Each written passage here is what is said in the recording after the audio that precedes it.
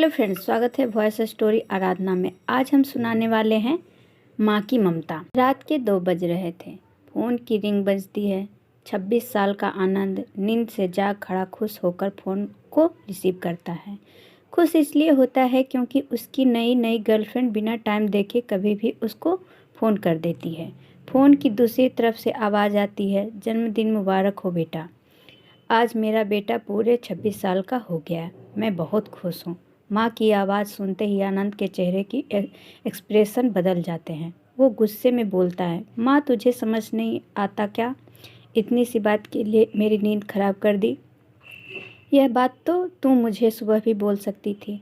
इतना कहकर वो फ़ोन काट देता है। थोड़ी देर बाद फिर से फ़ोन की रिंग बजती है। आनंद फिर से फ़ोन उठाता है और इस बार फ़ोन पापा का होता है। आनंद इस बार आराम से बात करता है। थैंक यू पापा, आपने मुझे बर्थडे विश करने के लिए फ़ोन किया, वो भी इतनी रात को।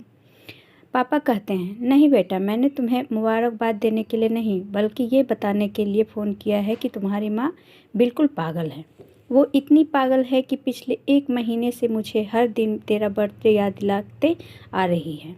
वो इतनी पागल है कि तू हमसे सैकड़ों किलोमीटर दूर है, फिर भी उसने यहाँ पर खुद अपने हाथों से तेरे लिए केक बनाया है।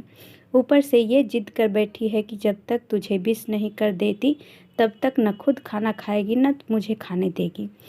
आनंद सब ध्यान से सुन रहा था। उससे ये महसूस भी हो रहा था कि उसने अपनी माँ को बहुत गलत समझा।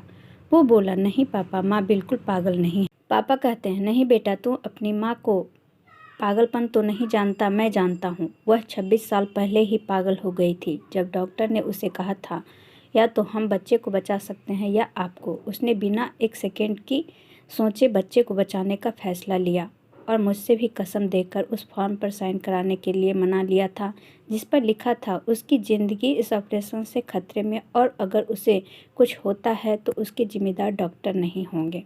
अब तू ही बता, बिना तुझे देखे जो औरत तेरे लिए मरने को तैयार हो जाए उसे हम पागल नहीं कहेंगे तो क्या कहेंगे?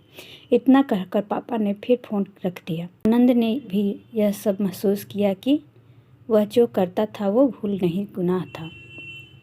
हाँ, एक बार किसी इंसान को दुख तो दो, कोई बात नहीं, लेकिन भगवान को दुख देना गुनाह ही होता है और माँ भगवान से कम नहीं होती। पश्चाताप के आंसू उसकी आंखों से बह निकले। सवेरा होते ही आनंद अपने घर की ओर रवाना हो गया। अपने माँ बाप से माफ़ी मांगने के लिए घर पहुँचते ही उसने अपने माँ से माफ़ी मांगी, जिससे उसे गले से लगा लिया। फिर वह अपने पापा से माफ़ी मांगने लगा। पापा ने कहा, कोई बात नहीं बेटा, तू जा, वापस चला जा। तेरी माँ हमेशा कहती थी तू उसे बुढ़ापे में संभालेगा, लेकिन मैं उसे समझा दूंगा। जैसे आज तक मैं उसे समझाते आया हूँ वैसे ही आगे भी मैं उसको ख्याल रखूँगा। उसे भी यह समझ लेना चाहिए, जो बेटा उसके एक फ़ोन करने से परेशान हो जाए वह उसे उम्र भर क्या संभालेगा। बाप की ऐसी कड़वी बातें सुन आनंद की आंखें बहने लगी और सर झुकाकर अपने बाप के सामने चुपचाप खड़ा रहा। अपने बेटे को परेशान देख माँ आगे आती है और पापा को कहती है, जाने दीजिए, माफ़ कर दीजिए, हमारा ही बेटा है। माँ की ममता का मोल कोई नहीं लगा पाया था, कोई न लगा पाएगा। 9 महीने प्रसव की पीड़ा सहन करने, हमें नई जिंदगी नई दुनिया में लाने वाले माँ ही हमारी हर गलती को माफ़ कर सकती हैं। अगर कहानी अच्छी लगी हो तो चैनल को सब्सक्राइब करें ऐसे ही कहानी सुनने के लिए। Okay friends, thank you, bye bye.